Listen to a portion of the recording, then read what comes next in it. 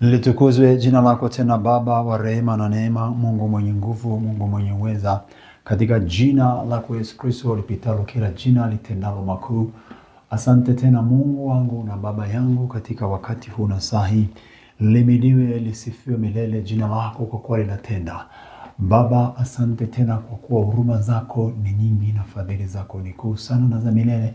Ninaomba mapenzi yako yakaendelee kutawala tena wakati huu na siku hii, na jina lako Yesu Kristo liendelee kutukuzwa. Naomba mbariki msikilizaji, mtazamaji huyu, kila mmoja Baba, tusaidie kwa roho yako, sauti imfikie kila mmoja katika roho na kwa nguvu, ili mapenzi yako yatimizwe katika jina la Yesu.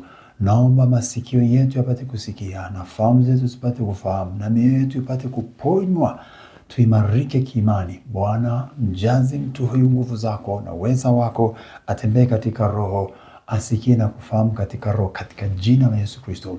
Baba, naomba uweza wako na nguvu zako na mapenzi yako tena katika jina la Yesu Kristo. Naomba tawala, miliki yote kwa uweza wako sasa na wakati wote. Tuongoze, tuwezeshe kwa utukufu wa jina lako Baba uliye karibu sana, Mungu si mbali, utuponyaye kwa utukufu wa jina lako katika jina la Yesu. Na kemea nguvu ya madhaifu ya kimwili au kiroho, yaachie mwili wako sasa, yaachie maisha yako. Bwana Yesu akupe furaha, akupe uponyaji, akupe amani. Nguvu zake zikuwezeshe, zitusaidie tuendelee kumtumikia kwa furaha katika jina la Yesu Kristo. Asante mwenye nguvu zote na uweza, utushibishaye mioyo yetu, maisha yetu nguvu, baraka. Baba, tutendee sasa na wakati wote tena. Amina.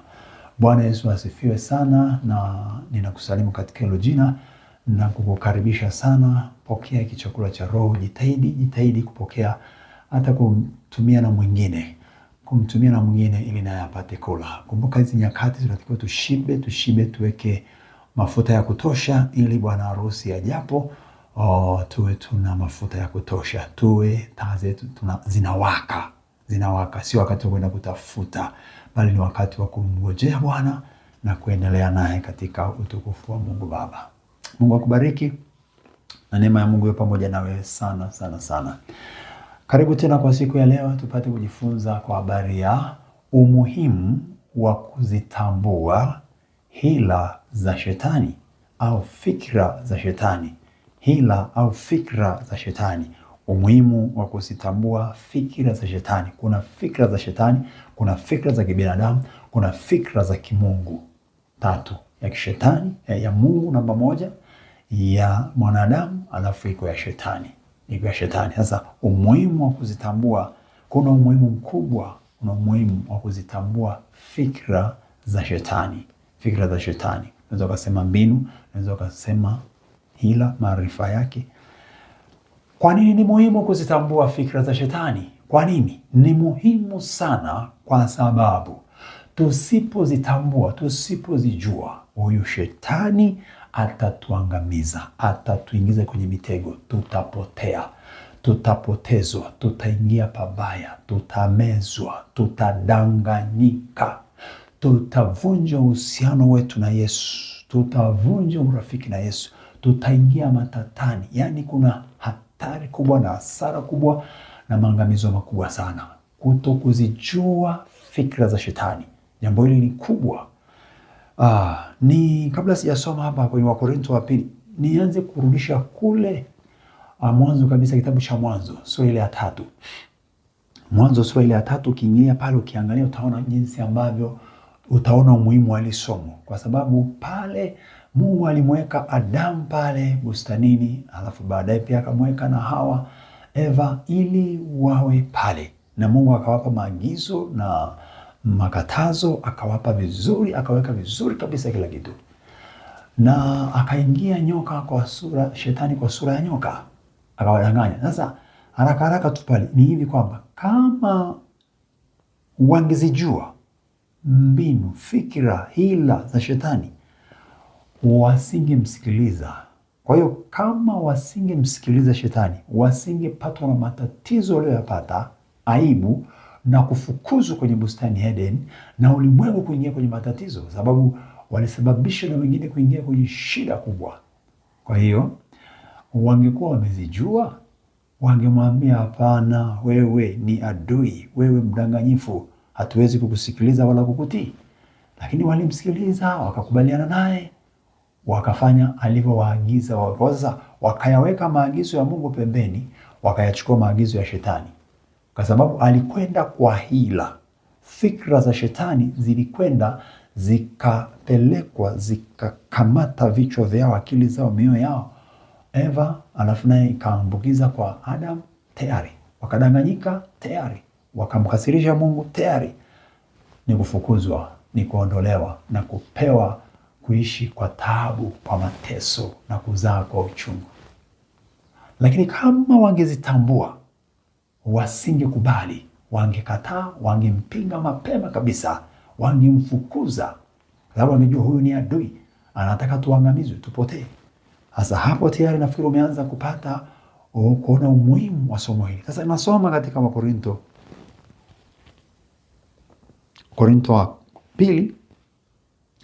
wa pili sura ile ya pili. Wakorinto wa pili sura ya pili. Ngoja nianzie mstari wa 10. Tutauangalia sana wa 11. Ngoja nianzie wa 10. Lakini kama mkisamehe, anasema kama mkimsamehe mtu neno lolote, nami namsamehe. Kwa maana mimi nami ikiwa nimemsamehe mtu neno lolote, nimemsamehe kwa ajili yenu mbele za Kristo. Angalia mstari wa 11. Shetani asije akapata kutushinda, kwa maana hatukosi kuzijua fikira zake. Shetani asije akapata kutushinda, kwa maana hatukosi kuzijua fikira zake. Haleluya. Limeanza neno moja kubwa sana la kipekee ambalo Yesu aliliongelea akiwa pamoja na Petro na kumwambia kusamehe 7 mara 70 kwa siku. Neno la kusamehe, tuanzie na hapo. Lakini kama mkisamehe mtu neno lolote, mimi nimemsamehe mbele. Nami nimemsamehe. Kwa maana mimi nami ikiwa nimemsamehe mtu neno lolote, nimemsamehe kwa ajili yenu mbele za Kristo. Amemsamehe kwa utukufu wa Mungu Baba. Sasa nianzie hapo kwanza kwamba tunatakiwa tuzitambue fikra au mbinu za Ibilisi. Swala la kutokusamehe, swala la mtu wewe kutokusamehe mwenzio, hata kama ametenda mambo makubwa tu mabaya naumiza, kutokumsamehe, tayari hapo naanza kujulisha kwamba hizo ni mbinu za shetani, hizo ni fikra za shetani. Kutokusamehe ni kukataa kuachilia, kutokusamehe, kutokukubali suluhu, yani kufanya mapatano.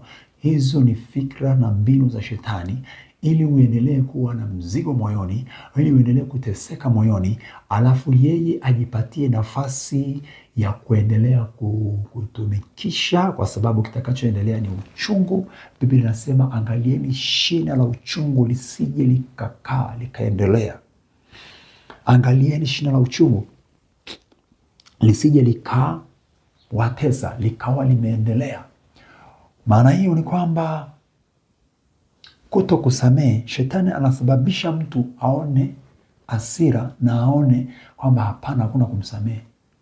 Ni mbinu zake kwamba hapana, usisamehe, ili yeye aendelee kufanya kazi yake, kwa sababu kazi yake ni kuchonganisha, ni kugombanisha, ni kuvuruga, ni kutenganisha watu. Ndio kazi aliyonayo. Sasa anasema ni kusamehe. Wao wanasema kusamehe ni kusamehe, tena kusamehe mbele za Kristo kwa ajili ya utukufu wa Mungu, sio kwa ajili ya utukufu wa wanadamu, sio mbele za wanadamu. Anasema hapa namsamehe, nimemsamehe kwa ajili yenu mbele za Kristo, kwa ajili yenu mbele za Kristo. Kwa hiyo tunafanya mbele za Bwana Yesu. Lolote tulifanyalo, anasema katika Wakolosai kule, lolote tulifanyalo tulifanye kwamba tunalifanya kwa Bwana. Anasema kwenye Wakolosai kule. Sawa, angalia mstari wa 11 sasa, anasema shetani asije akapata kutushinda. Kwa hiyo kumbe, anasema kwa maana hatukosi kuzijua fikira zake. Unaona hapo, mpendwa wa Mungu?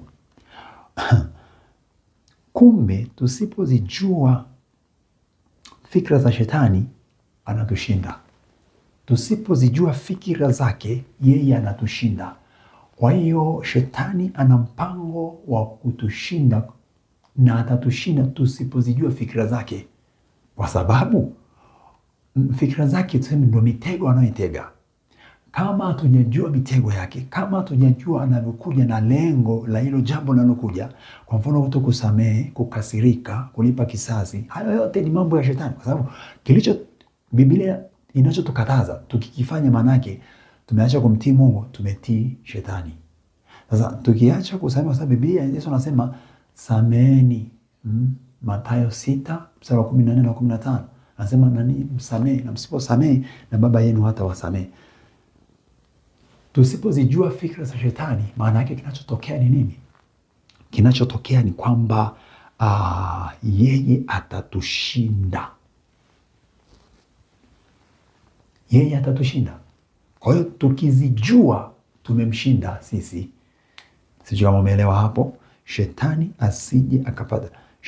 asije akapata kutushinda, kwa maana hatukosi kuzijua fikira zake. Kutokusameheana ni fikra za shetani za kukamata mtu aendelee, kwa sababu mtu kama hujasamehe, wewe huwezi kuwa mwepesi, wala huwezi kuwa na amani ya kutosha, wala Mungu hawezi kukusikia, kwa sababu unaenda mbele za Mungu tayari una mzigo, una kifungo, umejifungia.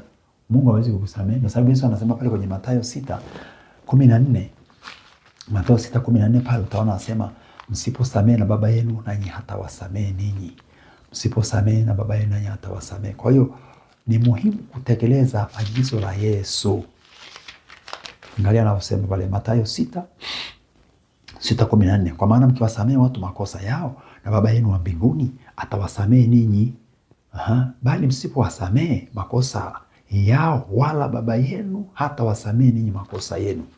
Na watu wengi sasa hivi hawajasameheana, ndugu na ndugu, kaka na kaka, dada na dada, baba na hivyo kwenye ndoa, kwa watu hawajasameheana. Wengine wameandika kwenye madaftari walichotendewa, wengine wamekiweka moyoni.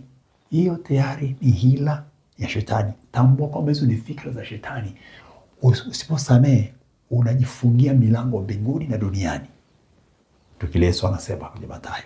Bwana Yesu atusaidie sana. Kwa hiyo ana fikra mbalimbali ambazo anazitumia. Sasa sisi tunatakiwa tuvae silaha ili tuweze kuzipinga ila za shetani. Tuzipinge ila za shetani. Angalia Waefeso sura ile ya Waefeso sura ile ya 6. Waefeso sura ile ya 6. Angalia pale tu Efeso 6:11. Efeso 6:11 anasema vaeni silaha zote za Mungu mpate kuweza kuzipinga hila za shetani.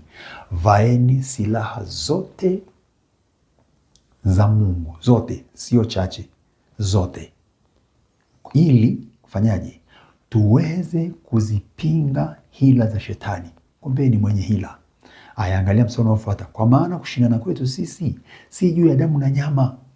Sasa mbinu au fikra za shetani ni hizi. Nyingine nikwambie, atakuletea hasira, uchungu na mawazo ya kuanza kulumbana, kugombana, kupigana, au hasira itakayosababisha uache kwenda kiroho uende kimwili. Uanze kujibu maneno pale walipokunenea maneno mabaya, uanze kushutumiana, uanze kujibizana huku na kule, uanze kusema hapa na pale, mara kesi, mara kwenda polisi. Tayari hapo umeingia kupigana kimwili. Ndio sababu anasema tuzivae hizo silaha, tuzipinge ila zake, kwa sababu kushindana kwetu si juu ya damu na nyama. Sasa mpango wake ni sisi tuingie vita ya kimwili, tusiende kiroho, kwa sababu yeye anatumia mwili wa mwanadamu. Anataka sasa tuende kimwili, mwili kwa mwili. Sisi tunatakiwa tuende roho kwa roho, tupambane na roho katika ulimwengu wa roho. Tuvae roho wa Bwana, twende kiroho, tuzipinge ila za shetani. Tukijazwa nguvu za Mungu, neno la Mungu, Yesu akitujaza, maana yake tayari ndipo tunaweza kumpinga huyo adui. Silaha za Mungu. Vaeni silaha za Mungu. Unazijua silaha za Mungu? Unazijua silaha za Mungu? Nyingine zimeelezwa hapo hapo kwenye sura ya 6. Nyingine zipo hapo hapo. Angalia kwa mfano mstari wa 16. Zaidi ya yote mkiitoa ngao ya imani. Ngao ya imani. Imani ni ngao. Hiyo ni silaha moja wapo. Haya. Ni kuanzia labda kuambia. Hiyo ni moja wapo. Nyingine neno la Mungu ambalo pia limeelezwa hapa ni upanga wa Roho, silaha pekee. Haya, silaha nyingine upendo wa Mungu. Tukijaa upendo wa Mungu, maana yake tumemruhusu Mungu kutembea na sisi ndani yetu, kukaa kati yetu, kwa sababu Mungu ni upendo. Kwa sababu kama Mungu ni upendo, sasa tayari chuki haiwezi kukaa hapo. Nuru na giza havichangamani. Kwa hiyo chuki ikimfuata mtu, kama mtu ana upendo, chuki inakimbizwa. Chuki haiwezi kukaa kwa mtu aliyeokoka, kwa Mkristo wa kweli. Chuki haiwezi kukaa, lazima itang'ang'ana kuingia, ikaingia, lazima ifukuzwe, lazima iondoke tu. Nuru inang'aa. Nuru yang'aa gizani mote, wala giza halikuiweza. Yohana sura ya 1 mstari ule wa 4 na wa 5. Nayo anasema pale, nuru ni uzima watu, nayo nuru yang'aa gizani mote. Mstari wa 5, nuru yang'aa, giza halikuiweza. Sasa anasema hizo ni silaha. Upendo wa Mungu ni silaha. Upendo, amani, imani, utu wema, fadhili, uaminifu, kiasi. Hizo ndio silaha zenyewe. Sasa hizo ni silaha, kwa sababu ukishakuwa mtu mwaminifu, cha shetani kinapata wapi nafasi hapo? Ushakuwa mtu mnyenyekevu, hauna kiburi itakayokuja hapo. Kwa mnyenyekevu kiburi inakimbia. Baba, mama, kaka, kiburi inaondoka. Kaka, kijana mwenzangu, kiburi haiwezi kukaa. Sababu hizo ndizo silaha za shetani za kutupiga tuangamie. Kiburi, jeuri, matusi, ulevi, sigara, pombe, kutokusamehe. Haya yote ni ya shetani, sio ya Mungu. Hivyo ni vya shetani. Kwa hiyo jambo jema sana hapa. Anasema tuvae silaha ili tuweze kuzipinga ila za shetani. Hayo yote inaeleza hapo: kutokusamehe, kiburi, matusi, kutokukubali kusaidia wengine, kuweka ubinafsi, kuona wengine kama si kitu, kutekateka watu, kuwaua watu. Yote hayo ni mambo ya kishetani. Kujilimbikizia, kutaka kukaa kwenye madaraka na bila kuhurumia wengine. Yote hayo ni hila za shetani, ni mbinu za shetani. Kwa fikra za shetani ziko hivyo.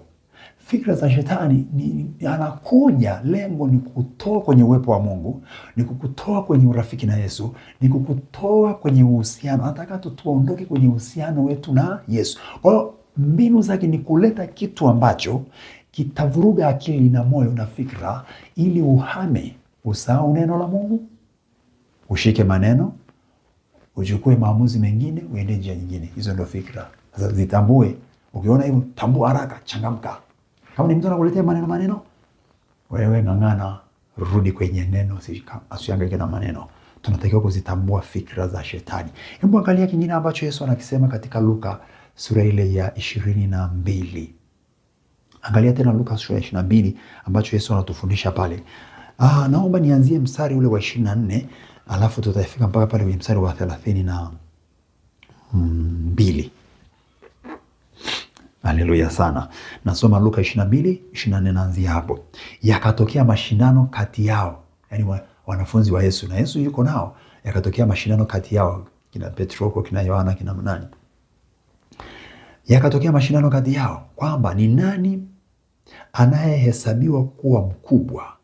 Akawaambia, wafalme wa mataifa, watawala na wenye mamlaka juu yao huitwa wenye fadhili. Lakini kwenu ninyi, Yesu anawaambia, lakini kwenu ninyi sivyo. Lakini kwenu ninyi sivyo, bali aliye mkubwa kwenu na awe kama aliye mdogo, na mwenye kuongoza kama yule atumikaye.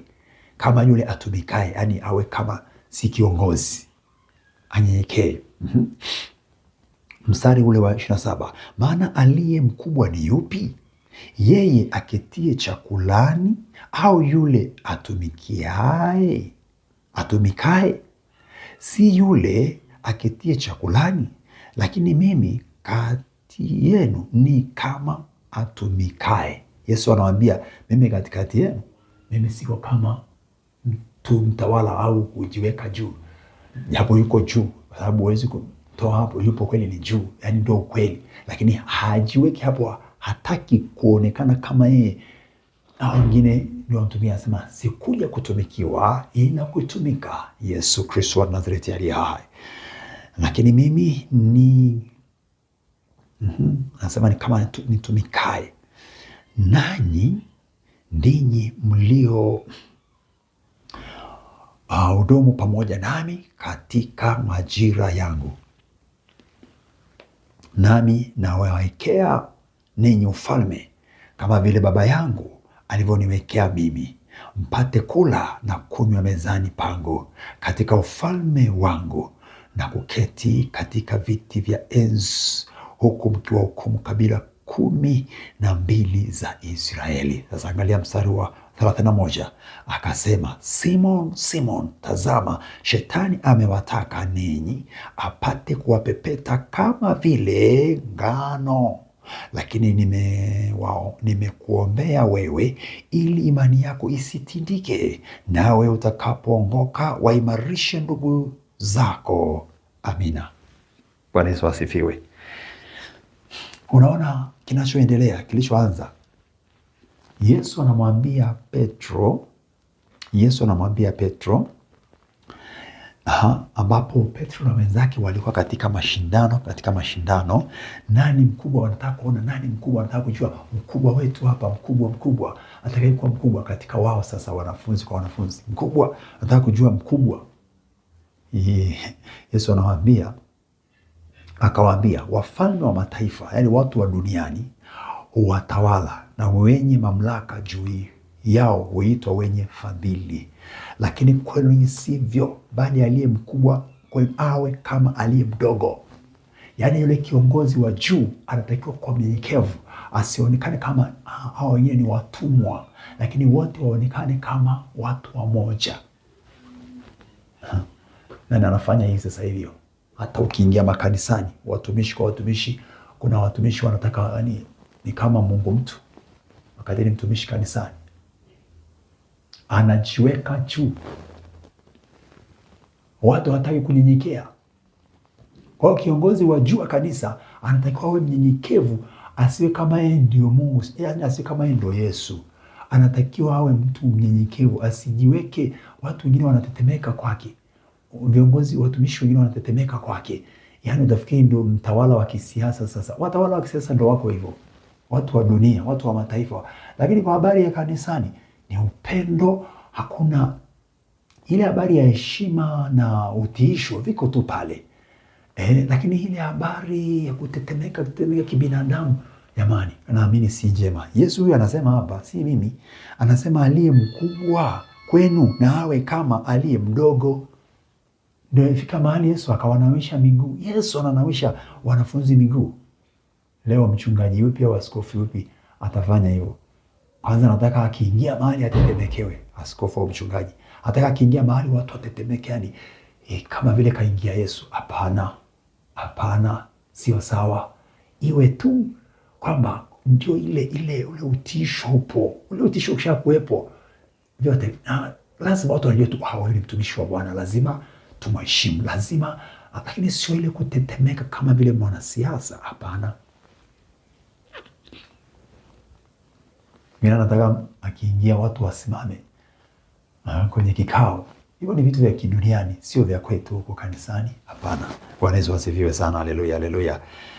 Anamwambia shetani amewataka. Unaona kitu alichokuwa anabishana, anasema yakatokea mabishano. Wanabishania vitu vya ovyo. Yesu anawaambia shetani amewataka wapepete kama ngano. Hivi vitu hata kanisani sasa vipo. Watu wanataka madaraka, vyeo, wanataka kujipa nafasi. Mzee wa kanisa anataka sijui aheshimiwe, sijui nini na nini na nini, vitu vya ajabu vya namna hiyo. Hizo ni mbinu za shetani za kutuvuruga na kutuondoa kwenye uwepo na kuvuruga kanisa. Unang'ang'ania vitu vingine.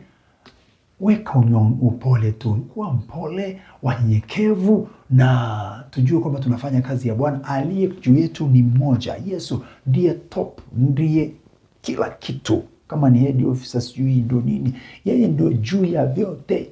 Tunyenyekee kwake. Wote tunatumika kwa Bwana mmoja, msharika, mtumishi, wote. Sijasema tuache kumheshimu na kumpa nafasi yake mtumishi. Mtumishi wa Mungu ana mafuta, amepewa mafuta, ametengwa maalum.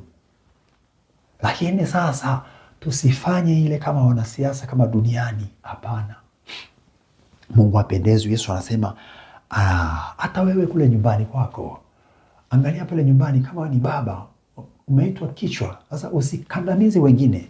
Kichwa maana yake ni kuongoza, kusaidia watu wengine wapate msaada, wafurahi, waishi kwa amani na haki zao zipatikane. Sio kukandamiza kwa sababu ni kichwa cha nyumba, ni baba, ni kelele tu, na kuonea, ni kuvuruga wengine. Hapana, Mungu hakutuweka tuwe hivyo.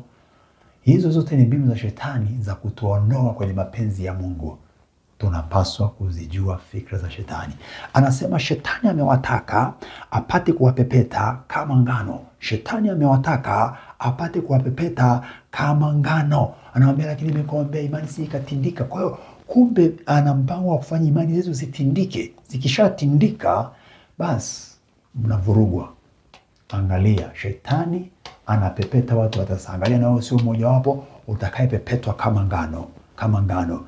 Kwa sababu watu wanalumbana vitu vidogo vidogo, hawasameheani, hawapendani, hawasemeani ukweli, vitu vya hovyo hovyo. Hizo zote ni mbinu za shetani. Pinga hila za shetani, pinga. Kaa ndani ya neno la Mungu. Mungu akubariki, atubariki sote. Anasema angalieni, shetani amewataka apate kuwapepeta vile kama ngano. Kwa hiyo kumbe tunatakiwa kuombeana na wanatakiwa kuombea watumishi wa Mungu, ili watumishi wa Mungu, watumishi kwa watumishi, tukae pamoja, tushikamane pamoja na katika umoja na unyenyekevu, na washirika na watumishi, waumini, wa Kristo kwa Kristo, tupendane. Tusipopendana maana yake tumemruhusu shetani kuingiza cha kwake hapo.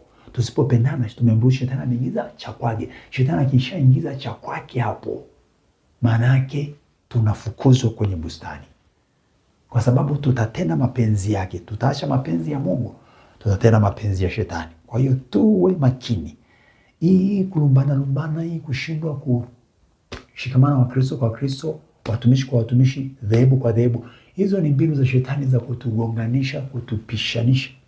Kwa sababu kama kweli sisi wote wa Kristo, tunashindwa kushirikiana, tunashindwa kusemeana vema mazuri, tunashindwa kukaa pamoja. Uone kama shetani ameingia hapo?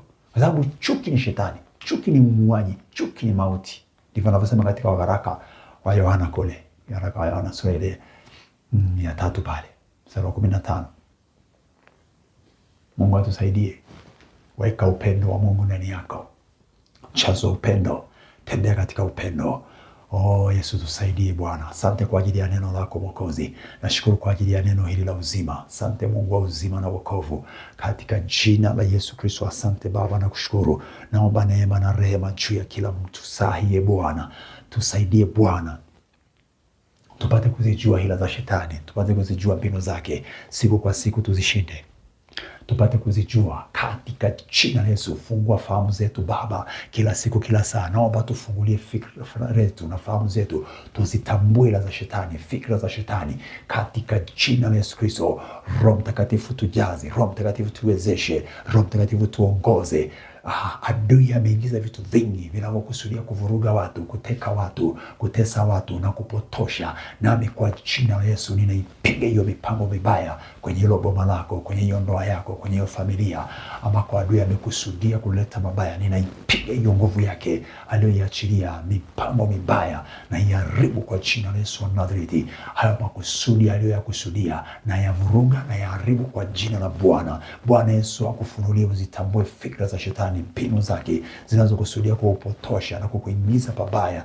Baba, naomba uponyaji, utakaso kwa damu yako. Baba yangu na Mungu, naomba uponyaji na utakaso Yesu, kwa ajili ya mtu Bwana, kwa ajili ya kanisa, kwa ajili ya watumishi, wachungaji, maaskofu, mitume, manabii, walimu wa neno la Mungu, na washarika kwa washarika na wa Mungu watakatifu. Tujaze nguvu na uwezo, tuweze kupingana na ila za shetani, tuzitambue na tuzikatae.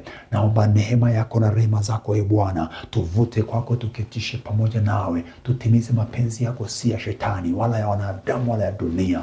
Yesu, tuvute, tutembee mapenzini mwako, katika jina la Yesu Kristo. Neema yako Mungu wa neema ikatuwezeshe, ikatusaidie kila wakati, kila saa, kila siku, kila nyakati, kwa Roho Mtakatifu, katika katika jina la Yesu Kristo. Nguvu yako ituwezeshe ili tusimame imara katika nguvu za Bwana, katika uweza wa nguvu zako, katika jina la Yesu. Bariki mtu huyu Baba, endelea kumpa ufunuo mpana juu ya kutambua fikra hila za huyu shetani. Mwaka huu Bwana ukawa mwaka tofauti, mwaka wa mavuno na baraka, wa kupatana katika ndoa, katika familia, katika boma, katika kanisa, katika taifa. Ukawa ni mapatano, upendano, uadui uondoke kati ya ndugu na ndugu, kati ya kanisa na dhehebu na dhehebu, kati ya wanasiasa kwa wanasiasa, kati ya kanisa na serikali. Nguvu yako ikaingie ili kanisa liendelee kuwa juu, kwa kuwa hilo umeliweka kwa utukufu wako, ili na serikali ipate kuponywa. Nguvu yako itusaidie Bwana, tutembee kwenye mapenzi yako siku zote, katika jina la Yesu. Nguvu yako Roho Mtakatifu ikatuwezeshe, ikatuongoze. Damu yako Yesu ikanene mema. Mkono wako Baba ukatuwezeshe watoto wako, katika jina la Yesu. Tutenge mbali na maharibifu yote, tutenge mbali na mbinu zote za yule mwovu, katika jina la Yesu wa Nazareti aliye hai, katika jina la Yesu Kristo wa Nazareti. Ninaomba nguvu zako mwenye nguvu zitusaidie kuyapinga yale ya ibilisi. Bwana, tuvute kwako, tuvute kwako, tuvute kwako, tuvute kwako, tuvute kwako, tuvute kwako, tuvute kwako, tuvute kwako. Naomba pia Bwana Yesu uponyaji kwa mtu huyu pale alipo na shida kwenye afya, kiroho, kimwili. Naomba apokee uponyaji sasa, afunguliwe hicho kifungo, aondolewe hiyo taabu, aondolewe hiyo shida, aponywe katika jina la Yesu Kristo. Damu Yesu kuponye, damu Yesu kutakase, damu Yesu kufungue kila kifungo. Ondolewa chuki ndani yako, ondolewa uongo, ondolewa ubaya, kulipa visasi. Msamehe huyo mtu, muondoe, kwa sababu ukiendelea kumbeba, hiyo ni fikra, mbinu ya shetani kukutesa. Unakuwa mtumwa wa mtu. Katika jina la Yesu, huo utumwa ukutoke, usiwe mtumwa wa kubeba watu tena. Kama ni kuwabeba, wabebe kwa maombi, kuwaombea. Mungu awaponye, awafungue, waweze kuelewa. Baba, tusaidie hayo, tusaidie, tuhekimishe, tufungulie na fikra zetu, mioyo yetu tupate kujua, ili adui asipate kutushinda. Sisi tushinde, huyu mpendwa ashinde na zaidi ya kushinda, katika jina la Yesu Kristo, katika jina la Yesu Kristo. Asante Mwenyezi, Mfalme na Baba na Bwana, Mungu mwenye nguvu, utupendaye sana, katika jina la Yesu. Amina. Mungu akubariki na kukujaza neema na rehema tena na fadhili tele tele, sasa na hata milele. Endelea kutafakari zaidi neno la Mungu. Mungu akubariki, na nikukumbushe kusubscribe. Kumbuka kusubscribe kwenye YouTube channel ya kwangu ya Eli Mlinzi Mbise. Naomba fanya hivyo kwa utukufu wa Bwana Yesu. Hapo chini kwenye simu yako una mahali pa kubonyeza, amekuandikia subscribe, na kengele pale, bonyeza kwa utukufu wa Mungu Baba. Kumbuka kushare na kulike. Share na wengine, tumia na wengine waendelee kupata neno. Ni muhimu sana kushibishwa neno la Mungu wakati wote. Kumbuka kutuombea pia, kwamba mwezi wa pili mwanzoni tunaanza huduma ile ya sambaza injili vijiji kwa vijiji, miji kwa miji. Tunaanzia na kule Mbeya. Kwa hiyo naomba tuombee. Naomba pia ushiriki wako kwa sadaka, kwa sababu huduma hii inahitaji fedha sana sana sana, na maombi sana sana sana tena. Tuombee. Karibu kwa sadaka. Namba ambayo unaweza kutumia kushiriki kwa mawasiliano kwa sadaka ni 0787 62 75 91. Nairudia tena hiyo namba ya Airtel, na jina litakuja Eli Mlinzi Mbise.